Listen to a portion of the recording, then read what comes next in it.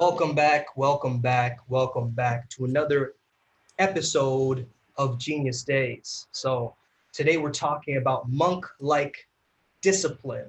We're going to kick it off with some codes, some disclaimers before we kick it off. Yeah, Alejandro, so yeah, so this is the disclaimer of Genius Days is you're a full grown ass adult, you know, all your decisions are yours. We didn't tell you to go do something. If we said go do something, we really mean don't do it. And we're really just saying we did it for ourselves.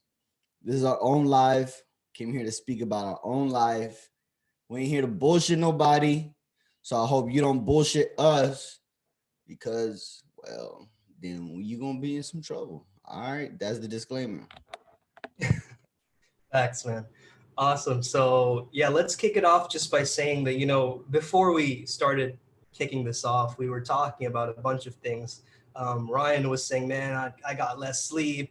We were talking about, Masood was talking about his cheat days and like eating donuts with Ivan. And I just got this example in my mind right off the bat, where I was like, peak performers sleep in.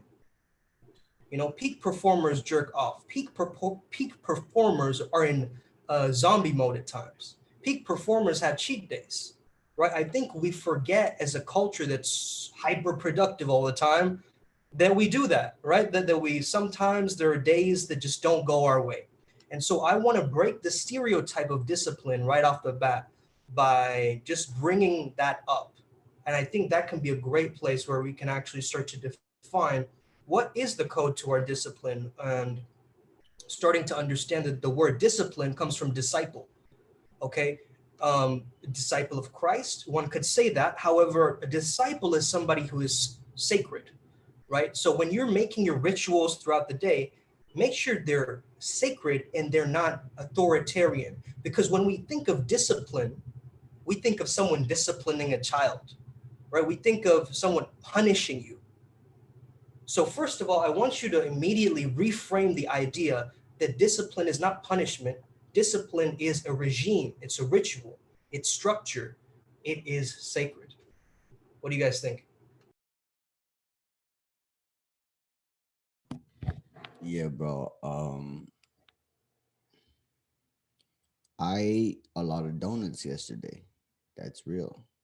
You know, like that happens, right? But you know what? I know my vision. I know my vision. And I know that I put in the work, right? And so I'm not eating the donut as a reward. That's the mistake I think some people make is I'm not eating as a reward. I eat it because I want to eat a fucking donut. That's exactly why. That's the only other fucking reason I wanted a fucking donut. And so I think everything in moderation, even moderation. uh, yeah. What's up with you, Ryan? Following the datum, purpose before pleasure. While doing this, we very much come to realize that it's not just purpose, but also pleasure. Meaning you earn the pleasure, let's say. It works such in business, your own personal life, your dating life, and in all aspects. Let's look at martial arts. You train that front kick till you not only know how to break someone's chin, but to use it as one of your most effective weapons. Thus, your reward is both an effective weapon as well as an opponent who is very afraid of that front kick, presumably. Thus, I want to make a hypothesis. Purpose without pleasure is destructive. Sumit, what are your thoughts on that? Mm, very interesting, man. I think it's how you define pleasure, right? Because there's short-term pleasure, which is like instant gratification, but then there's a long-term pleasure too, which is more what you would say in Stoicism is eudaimonia, right? It's like a long-term happiness, like building something, building a business, building a family, building a legacy, building your own empire, right? There's a process of like little trickles of pleasure that make up the grand pleasure of life, in a sense. So I see it more as, yes, purpose over pleasure, but then yeah, purpose without pleasure is also kind of, right? It's like it's taking you out of cherishing life, essentially, right? Being able to extract the juice of the moment and experiencing that. So I think it's about understanding engagement. Engagement is one thing, right? Engaging in a specific activity. And then, hey, what's up, Scott? Glad of you to join us. So engagement, and then we also have structured disengagement, which is like, okay, I'm choosing to watch this show, but it's within a structure that I've set it up for myself. You see what I'm saying? So that's how we prevent things like burnout. That's how we prevent like the pleasure getting so much that it drains us and we feel empty, right? I think it's really about like stretching the rubber band so we understand where our limits are. And then within that we can play within the rubber band and essentially be like a bungee cord when we need to, and understand, okay, I need to engage, I need to structurally disengage. And that's kind of the process of the discipline and the way I see it, at least. What do you guys think of that? I think that makes sense. Um, but to keep going on it, for me, I one of the things that somebody who expects a lot out of themselves, right? I'm sure a lot of us here expect a lot out of ourselves here, and we're sort of always looking to improve, always looking to improve, always looking to improve, more and more, more and more, more. It's not enough. It's not enough. Where you are, it's not enough, and you know it. You know it, and you know it, right? But you know what? That causes a lot of pressure. It's a lot of pressure inside of us.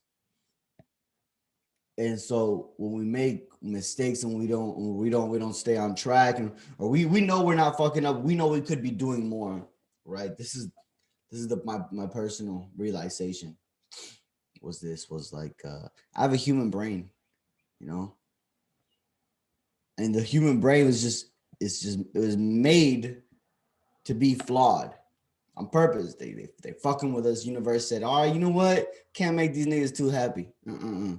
Can't make them too happy.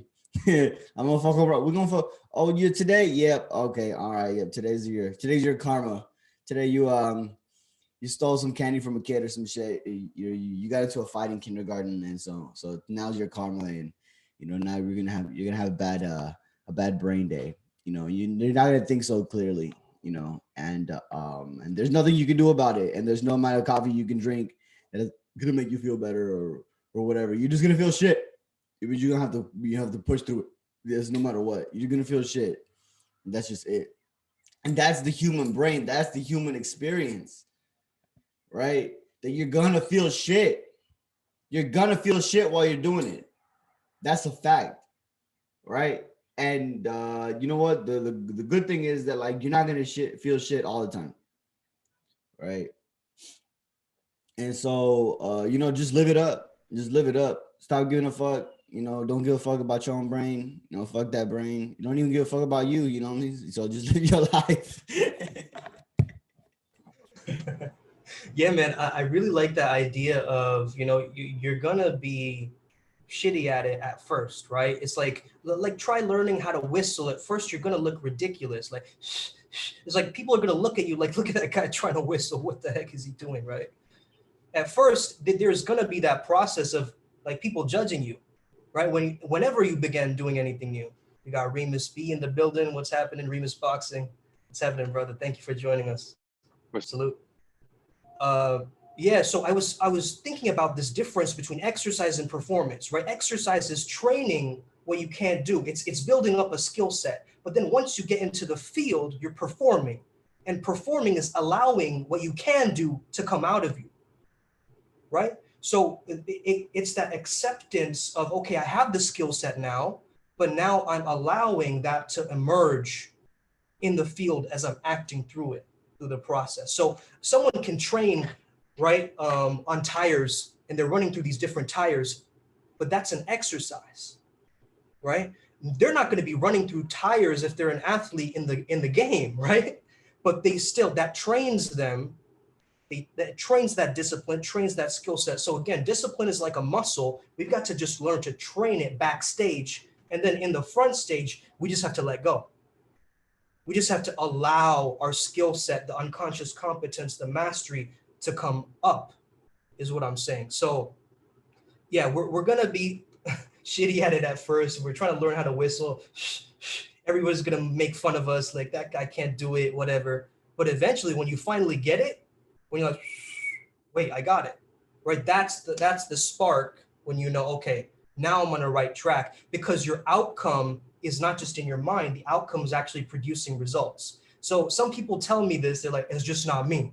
Well, is the you bringing you the results that you want, right?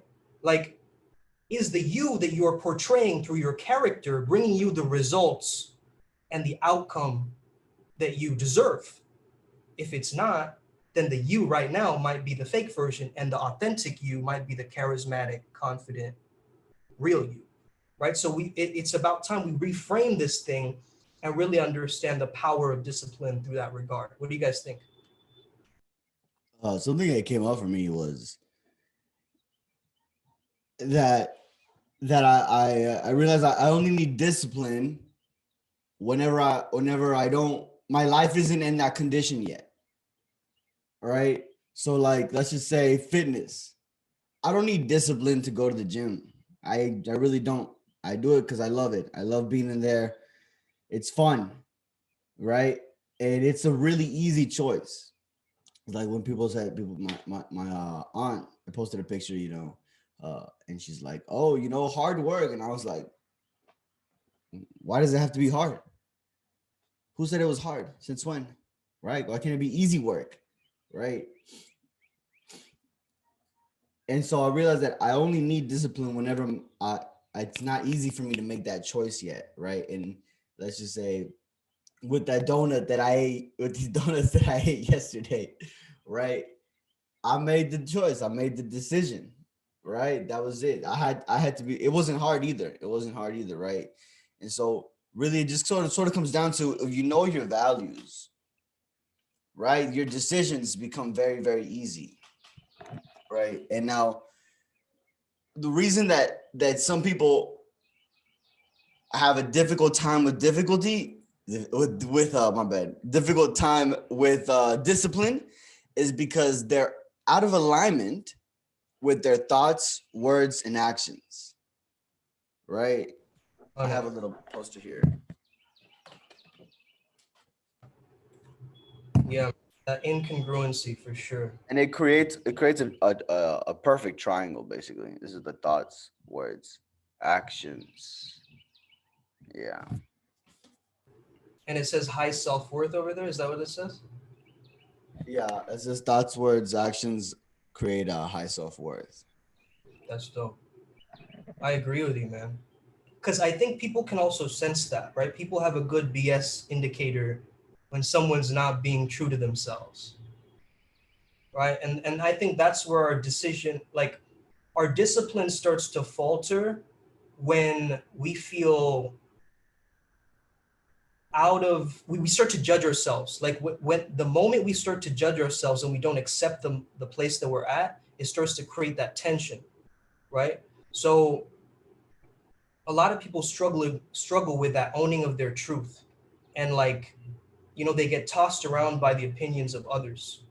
So are you addicted to being right, or are you addicted to getting what you want? Right? It's like knowing the difference between the two, and the problems that show up in regards to that. Like I think that for discipline, it's really about choosing a code, right? Bushido has a code, Mafia has a code, gangsters have a code. You need your own code. right? And when you live by that code, again, as you were saying, Ivan, values, right? Like when it comes down to your values, you're going to stand for certain things and not stand for certain things, right? So to know what you stand for, you've also got to know the opposite, what you don't stand for. Like I always speak with the enemy in mind. You know what I mean? I know my hater is watching me right now as I'm making this video, right? So knowing that, like, imagine if you're speaking and there's two hyenas fighting next to you. You're going to amplify your discipline. You're going to be like, oh, I need to speak louder over these hyenas, right? I need to be more potent right now. Or imagine a couple is having sex next to you, right? As you're making a video. Or you're going to be distracted, right? You're going to, what the, like, you know, your mind is going to go there. It's going to divert. And distraction is basically moving you away from what you intended. And traction is moving you towards what you intended, right? So we want to get away from distraction and towards traction, which is basically being a man of your word, being a flow Jedi of your word, right? And so I think the being honest about how you feel, man, I think the congruence of the character is really essential, bro. Facts. Big facts.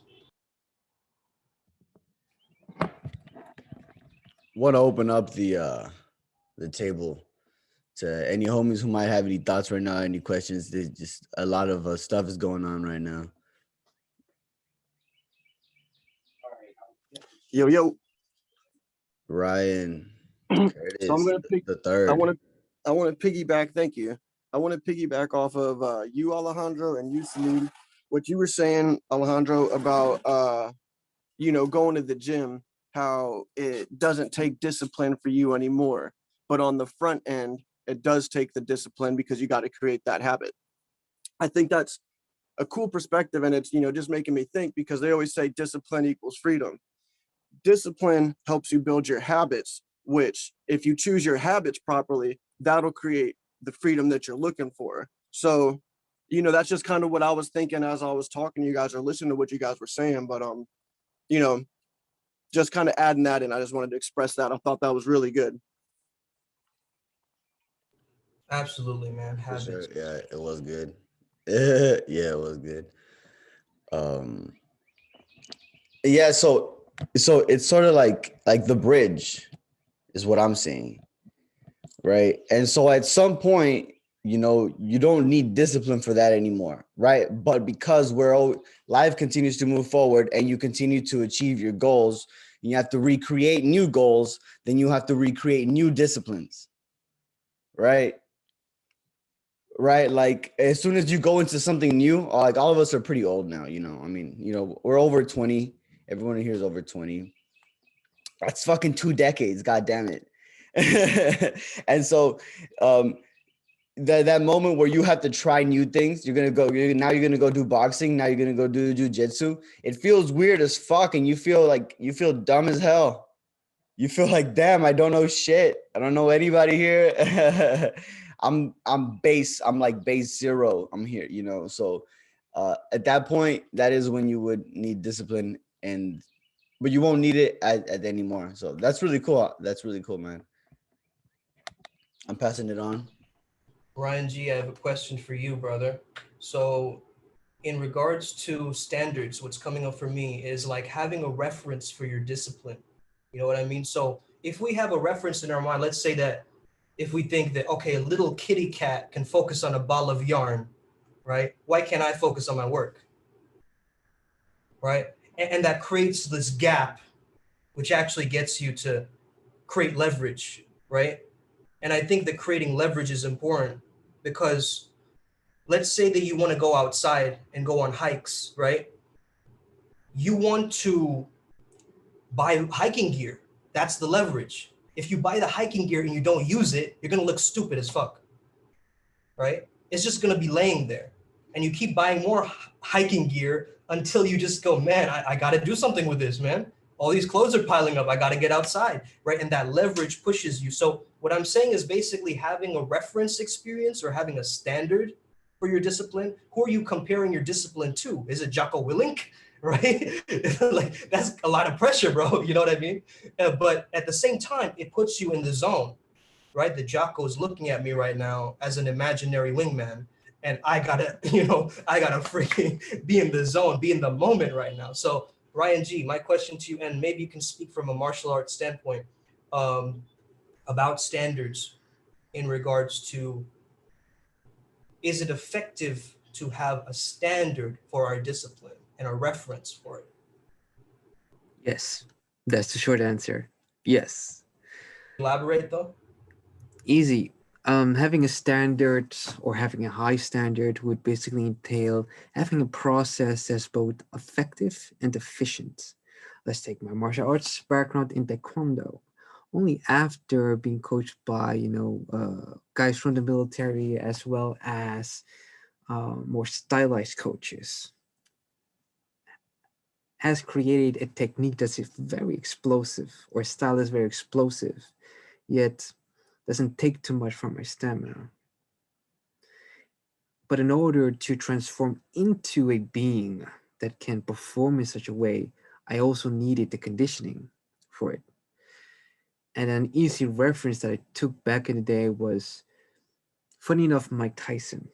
Now, I didn't go as insane as he did, but I did know if I want to make it to uh, the Pan Olympics or the Caribbean Games,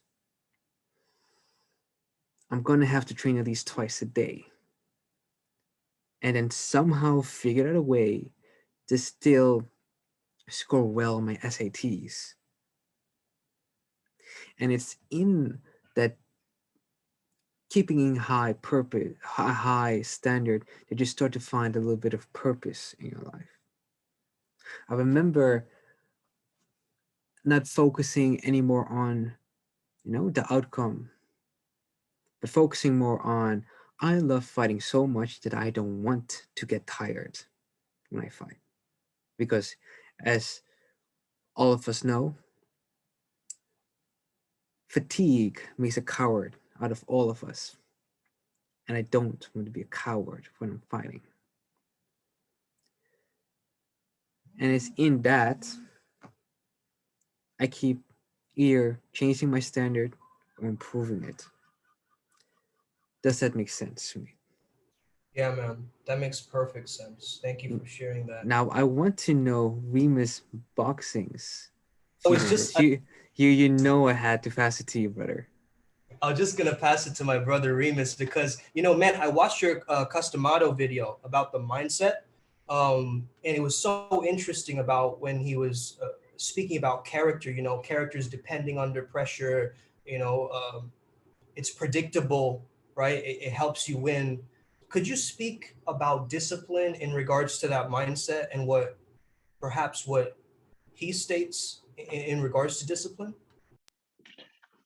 Yeah, well, um, Customado was the guy that took Mike Tyson in, and he took him from being a chaotic kid who was rebellious. He was a juvenile delinquent, and he added in him and instilled in him the character that, when you think about it, could only have become a champion with how strong and how fast and how talented Tyson was, but it was within. So something you said before, I can't I can't remember the specific thing you said, but I picked up on the concept of what you were saying. You said something along the lines of, it's like there's two dimensions of you. Okay, what did you say again? Do you remember what you said? You said something along the lines of, it's like it's not the real you, or something like that. Yeah. So there's a yeah. If you say the version you're being now is the fake version, and the version in Yeah. the future is the real one, the authentic one. Yeah, yeah. Yeah. So I think what it is when you think about it, um, Customado had a quote. He said, when he's sculpting a fighter, he's almost like a rock, and he's just chipping away the pieces of the granite to make that sculpture. And he said, um, I find a spark and I feed the spark till it becomes a flame, and I feed the flame until it becomes a fire, and I feed the fire until it becomes a roaring blaze. And I think Mike Tyson is an example of it, of him being that champion inside, but the discipline created the conditions for that champion to naturally come out. Customardo said that discipline is doing what you hate to do, but you do it like you love it. So then when I'm listening to you guys talk about it, I'm thinking to myself, discipline is the act of going against the bad habits that we have, or the weak habits, or just improving on the habits that we have to create a stronger version of ourselves, because we believe that stronger version will bring us better results. But really, it's just that we're changing the conditions that we're coming from, because they naturally bring about those results. And the conditions that we're in now just don't get us the results that we want. But then we're running on the habit that we have now is because we're programmed. Some people could say we're programmed by society, and that's true. But we're also programmed by the DNA. We're all also programmed by our own biology, by our own psychology. So for example, we know that humans naturally want to find an easier way to do stuff. We're almost, in a way, naturally lazy. So that's not really society. Society could reinforce that, but really that's to do with our own biology and our psychology.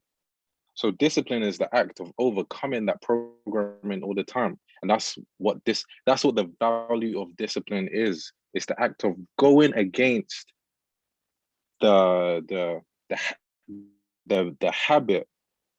It's like the effort is where the value is. If you could just easily do it, then it's not really that valuable. What makes hard work over time so magnificent is the fact that we know that there were some times where you woke up and you didn't want to do it, but you still did it, just like Customardo said. And that's the true value of discipline. What do you think? I agree absolutely. So powerful. It also follows the principles of Philip Jackson, former head coach of the Lakers, under of course Kobe Bryant and Shaq O'Neal. Now, one of the things that he goes on about is don't simply focus on the outcome. Focus on creating the condition that make the outcome more likely. You know, and it's in that we can understand what role you have to play. Now, in a team sport, it's obvious. This is what I have to do. This is how I aid the team so that we all can focus on our true vision. You know, that's winning those rings. Now, for a martial artist, very similar, but whereas, uh, instead of a team, the techniques have a role. To set up certain kicks, to set up certain combinations, they all have a role. And the better you understand that, I mean, the custom auto switch is a perfect example of it. You're cornered, fantastic. Time to custom auto switch and do a right hook or left hook, depending on where you are. No, we should know more about these, but simply my analysis. And often, and I think this is very martial arts esque, victory is found behind the pain that you feel. Hence why you do a lot of repetitions till we get the technique right. And even afterwards, you just keep pushing. Four brothers, any thoughts on what I just said? Yeah, bro, I completely agree with that. Like your reps create your reality. You know what I mean? It's just the conditioning of the character that you're playing. And I love what you said about starting off as a spark and then the flame. It reminds me of like the stoic fire of Amor Fati, like that can just grow and grow and grow and grow, right? It's just this amazing imagery of this fire that I'm getting. Um, I really like that, you know, and I'm starting to see that the conditioning is so important because we are ultimately this uncarved block, but sometimes society is the one chipping into us instead of a trainer like Customado chipping into us, right? And so I think it's important for us to get back to our true nature, right? When we get back to our true nature, and we're actually, again, what you said about genes is so interesting, man, because we're going against the genetic, sequencing of making us feel a specific way, or, society sedating us or making us feel weaker than we actually are, and all these different things, right? So yeah, we are basically the rebels of our genes, right? In a sense, we are the ones who are taking control of that power and essentially evolutionarily creating the character that we deserve. And it's interesting, man. I have a product coming out. It's called Flomo Sapien, right? The whole concept is that, you want to evolve through the phases, and they're different phases of evolution. So it's about taking you from the first phase to the final phase, right? And just, taking you through that process. So yeah, that's really exciting to hear that. And also what's coming up for me is a character is formed through celebration, but it's also formed through adversity, right? Like a character is formed through the toughest times, that, it can handle something, it's resilient, it can, push through that moment. And that's what really defines as this person, that who he says he is. And I love also what you said about, man, if it was easy, man, everybody would have a six pack. Everybody would be a superhero, walking around. But look at the obesity on this planet. You know what I mean? Look at the things that are happening right now in regards to that. So it's not easy. So really understanding that I want to embody that harmony, in a sense of finding that efficiency with the effortlessness, but it's not a full-on effortlessness. It starts with effort. And that's the phase of the flow cycle. It starts with the discipline, the pushing, the hustle, but then you've got to let go of the outcome. It's like embodying the outcome in your body, but letting go of it as you start moving closer to it and taking the action steps. You know what I mean? Like, yeah, that's what's coming up for me, bros. What do you think? What's coming up for me is that, you don't have to be like a unicorn. You don't have to be a Jordan or Phil Jackson or somebody, or Mike Tyson. We regular people, we're all human beings. So we all have like this, like essence, this spark or fire, whatever you want to call it. We all have that. And when you tap into that, you can really unlock a lot of your potential and really do a lot of good in the world. And one of the tools, one of the resources that we have is discipline. It's like a vehicle. You go from point A to point B. Like I think Ryan C, you mentioned, is that if you want to build habits, you need that discipline. You need that vehicle to get you there. And then once you have those habits, you can let go of the discipline, or not necessarily let go of it, but focus more on your habits, because you've already built those. You've already ingrained those into your fundamentals of what you're doing. So almost like a rocket ship, right? Where you go up to a certain distance and then you let go of the parts that got you there. And now you become lighter. And That's then you go to the next level. amazing. And you let go of something, of another piece of it too. So that's what came to mind, and I felt compelled to share that. Bro, that's an amazing analogy that you just brought up, the rocket ship. Because yeah, we do need to launch. Like that phase of launching is so hectic. It's like we gotta make sure everything's okay, the preconditions are right, and then we can let go, right? And make sure everything's working. Okay, good. I really like that as an imagery that really helps the audience to understand that idea of discipline and what it does for people, And yeah, man, I think it's very empowering what you just said in regards to that. And one thing I want to add is, in regards to our own discipline, we've got to be aware of where is it that it's self-discipline and where is it that it's an external discipline. right? Because an external discipline is like, okay, I've got, my mentor told me to read this book, and so I'm going to do it. Okay. A self-discipline is saying how I'm going to interpret this book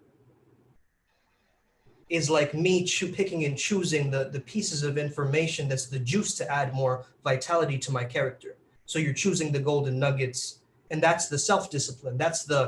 It's not it's not being a sponge. You get what I'm saying? It's like you're not being a sponge, you're being a very selective sponge. So you're allowing the pieces of information to build your character according to how you want it.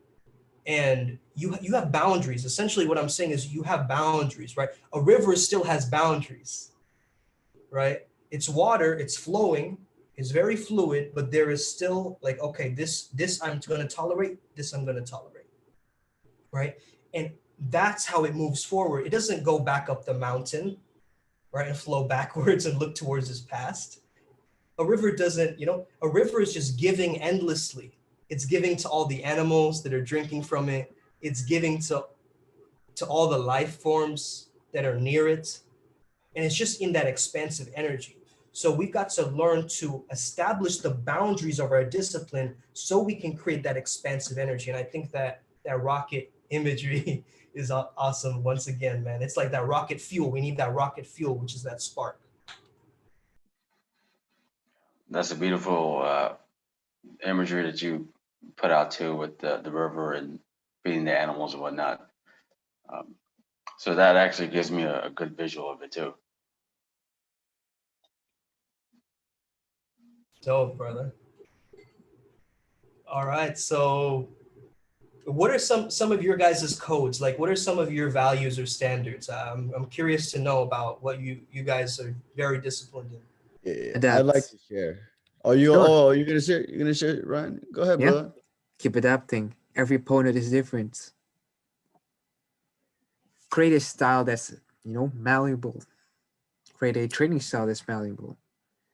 And I mean, let's see. I'm super short compared to the average Dutchman. I mean, he's at least, I don't know, most men are like 2 heads bigger than me. They're usually stronger than me. However, that should mean I should become more flexible, more explosive, more power, even though I'm shorter. And that includes with the grappling. Now, one strong principle that I try to apply as hard as I can is what goes one way goes the other. The way I do one thing is the way I do the other. Which means that if I fuck up my wake up time, I'm gonna feel that because I just robbed myself of some time. Other things would be, what you could do now, and at the same time, learning from the surrounding experiment. Whatever resistance comes up, it's not you. But if you do your cold bat, the cold ain't you. Heartbroken, the heartbreak ain't you. A matter of fact, can only make you stronger. Alejandro, what are your empowering? Yeah, bro, it's good that you said that actually, because it brought me back to the essence. The essence of which was it's behind the pain. It's all behind the pain. It's behind the struggle. It's behind the climb. It's behind the fall. That's where it's at. That's the pot of gold at the end of the rainbow. The rainbow is the struggle. Except the rainbow looks pretty, but you can never touch the rainbow, so it kind of sucks in that way too. So, it's not very perfect. It's just kind of an illusion.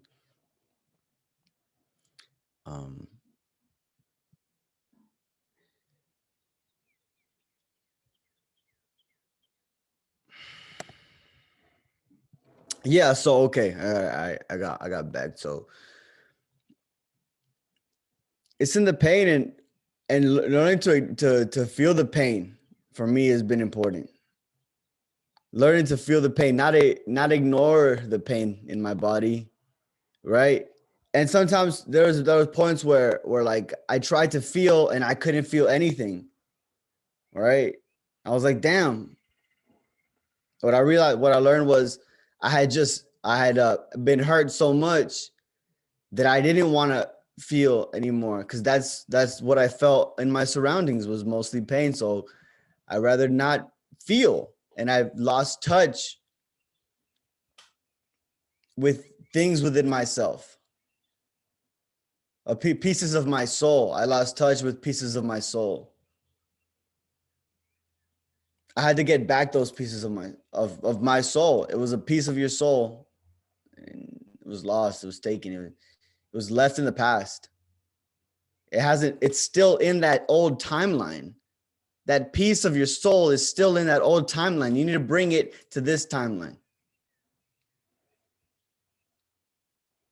I'm not too sure how I got here, but I know it's important. So Yeah, man, I think it's big facts what you just dropped in terms of the pain, because there's nothing wrong with the pain, and you're right, it is the end of the rainbow, it is the pot of gold, and that's where we get our power, our true power, right? This is the strength we feel the next day is the pain that we feel today, right? So like that idea of there's pain and then there's secondary pain, right? There's pain that we feel, and then there's a storyline of the pain that we feel that creates more pain that doesn't need to belong there, right?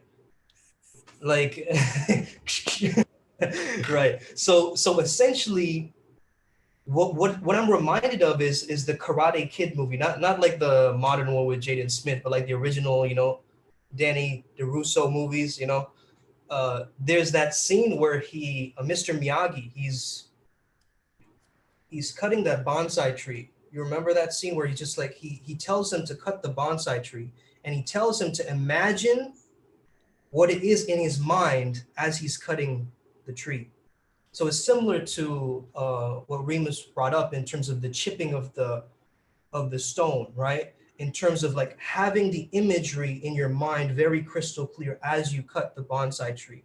And a lot of us, we get scattered by other people's visions of us, right? It's like other people come along like, no, cut the bonsai tree this way a little bit, homie. And you're like, no, I don't want to, right?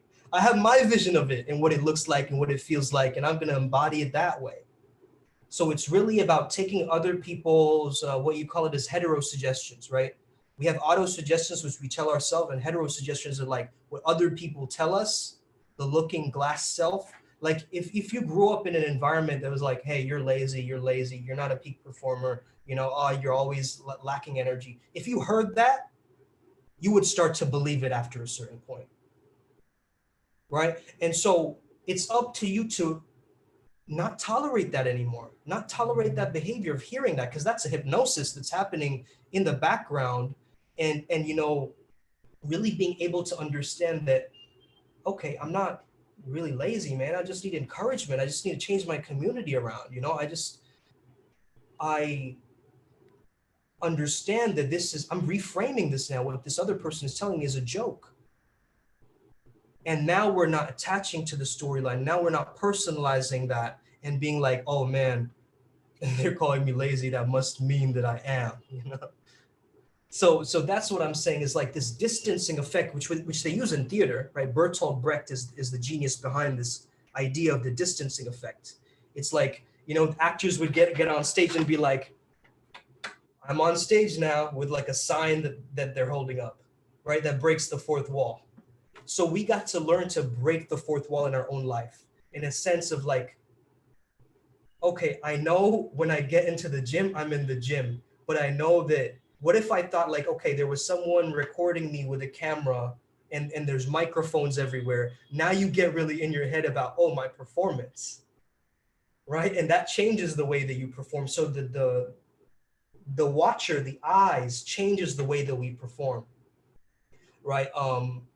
In philosophy, they call the panopticon, right? The idea that we're being watched. So really understanding that if they're, sometimes they would have posters with little eyes on it, right? To get people to behave.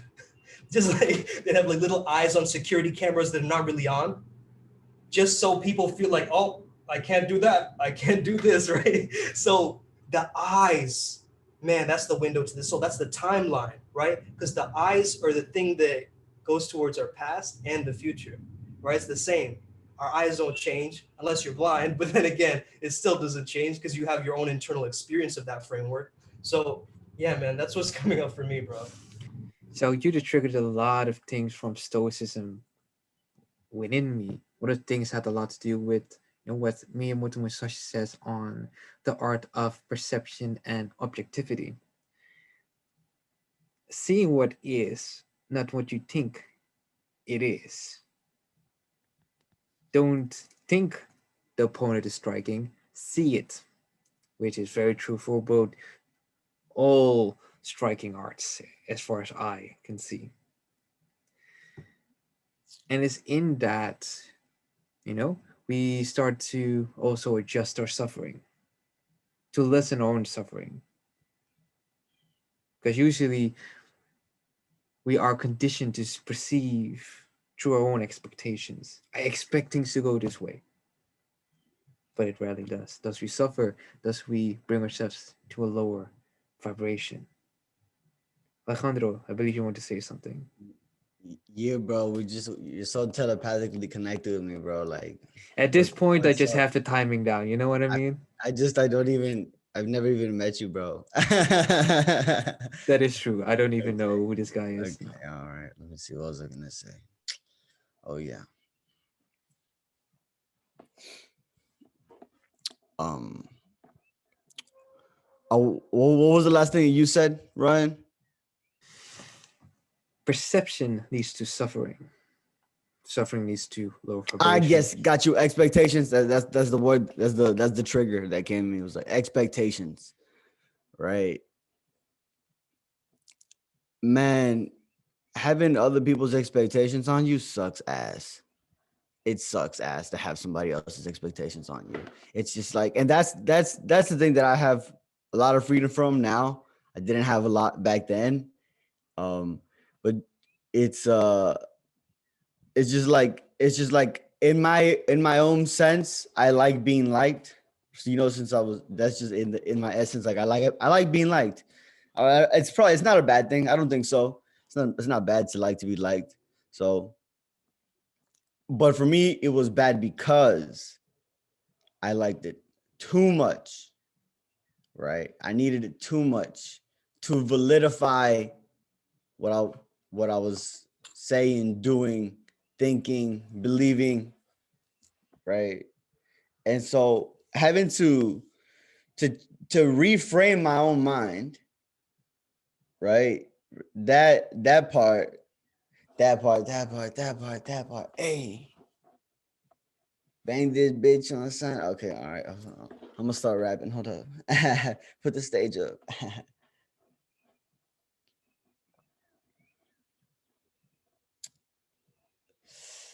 Damn, I'm so forgetful today. Okay, so what was I saying? Somebody? Talking about expectations, brother. Expectations. Yeah, having to reframe your own mind after believing that you're this other thing for such a long time. Part of that was help me was I was like, well, what's different in my world and how are people treating me different? Right. That's I have to, like, if I acknowledge that, I'll be able to adapt to my world faster, because a lot of times people can see who you are better than you can see who you are, because because we have so much expectation for ourselves, we see how much we don't have. Right. You're so smart that you're dumb. Right. You're basically there. Right. You know how much you've got to go to get to where you really want to go. So you're comparing yourself to that, right? You're comparing yourself to that all the time. You walk into a room, you're the baddest motherfucker in there, right? But in your head, because you're still thinking about where you need to get to, you're not seeing, people can see that you're like, yo, that's that boss ass nigga. That's that boss ass nigga. He right there. Right. And so that's something new that I have been learning to get adapted to, which is It's good. It's good. It's a good thing. It's a good problem. You just gotta get good problems, you know? It reminds me of what you said, of what ATD said a while back on creating your inner temple. That it takes daily cleaning of that temple just to remind yourself of that you have godly essence, let's say. And it's in building that temple, you also build your body as a temple, you build your mind as a temple, build your spirit, you feed your spirit as whatever related to that temple, just to get closer to whatever being is called God. And I think when fighters enter the matrix, they've entered, let's say God modus. When you have such an alignment between the physical activity, the thought, as well as something spiritual that happens in between, there it just clicks. Remus, did you ever experience something like that? Can you say that last bit again? So you're in In terms of a lot, yeah, go on. Let's say I want to counter someone, and I'm so in the flow of the moment that is almost like a religious practice to enter that zone and be one with whatever is happening in that moment and forget that I even exist. That you're so not focused on the aggression while you're, aggressing. At the same time, you're so at peace with yourself and whatever is happening that you forget that maybe you're injured or maybe you're this and maybe you're that. And then it's a bit hard to explain, but you're in such a high degree of focus that just feel everything coming before the opponent. Ryan, Oh, you're just the flow state, brother. That's exactly. I'm just trying Yeah, to flow straight. I can say something on that because it brings to mind actually again what Customado was talking about, and this was when he was a younger fighter, when before he had ever met Mike Tyson, before he had even become a trainer. Mm-hmm. And he what you just said, he described himself, and I believe this is the experience he had that took him to another level mentally, because he said one time he was fighting and he was so immersed into it that at one point, or for the rest of the bout, he said he was outside of his body Mm-hmm. looking from above, and he said that there was no effort. He knew what punch was coming next. Mm-hmm. That's what he said. He said, like, I knew what my opponent was going to do, and he was just he was detached from it, and he was just watching himself from the outside, but he was still connected to it. He could still feel it. And once I heard that, I was like, this guy's on another level, and this is why he's one of the most legendary coaches in boxing history, because that is what he was teaching. Yes. And then the most interesting thing about it to me is that same feeling, he tried to have the boxers continue that feeling in life. So it wasn't just boxing, because boxing is just a sport. Really, boxing's small compared to life. Mm-hmm. He would have them try to continue that same energy on in life. And I think, and this is my take on it, I think the reason why we may feel like that is because we're removing all the bullshit of the mind, the pollution that's gone on, and we're going right down to the core of the DNA.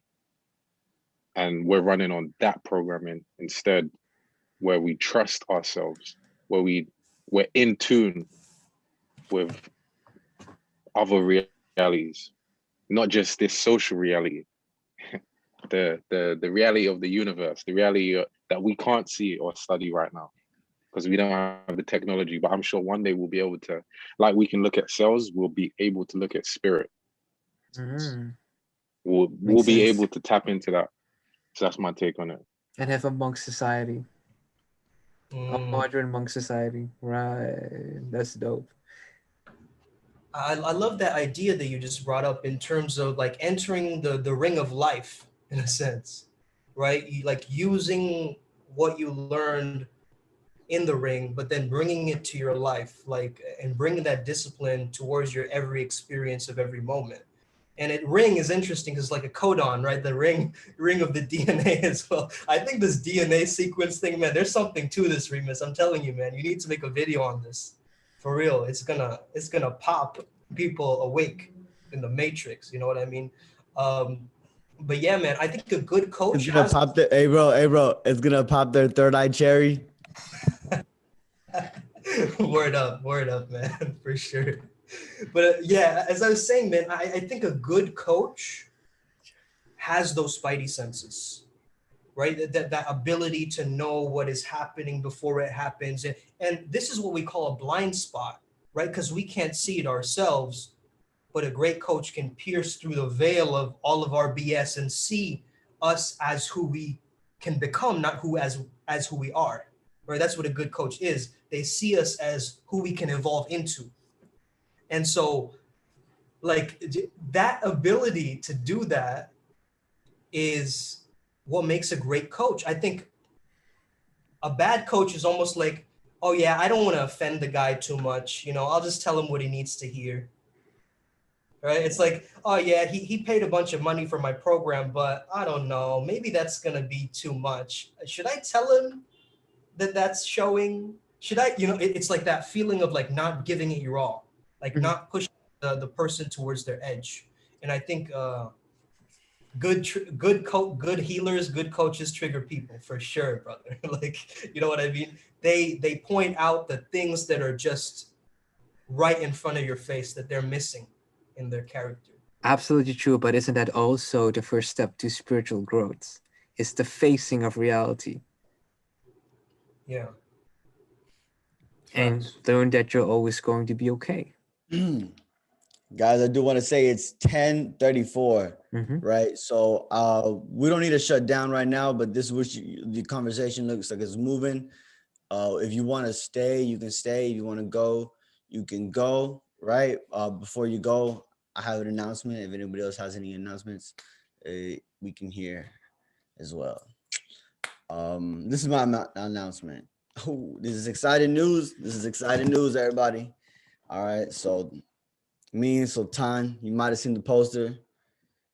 Poster looks dope, bright, the fire of confidence, right? It's exactly what the title, that's how you're gonna feel. On fire, like straight the fuck up. I'm not even playing like that's how it's gonna feel because I know the techniques that I'm gonna be teaching people. I know what, and that's how you feel afterwards. And it's like a clearing. It's like a clearing. It just burns through all the fucking negative shit inside of you, right? Got to get rid of that. That's my focus. I'm focused in the body, right? So that's where I'm transferring it from. So Tan's gonna hit it more on the mind side, right? So we're gonna give you this yin and yang balance, of course, because that's important. First 11 people get bonuses. Hell yeah, you get a full-on copy of my book, a physical one. I'm gonna pay for that one, right?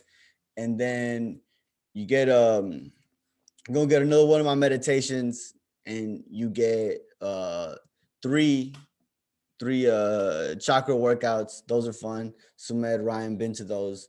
Those are fun. Those are like 10 each. So those bonuses, like, just because like that's for the first 11 people. And yeah, that's my announcement. If y'all don't want to come, y'all want more information, y'all message me or Sultan and we'll hook you up with a link.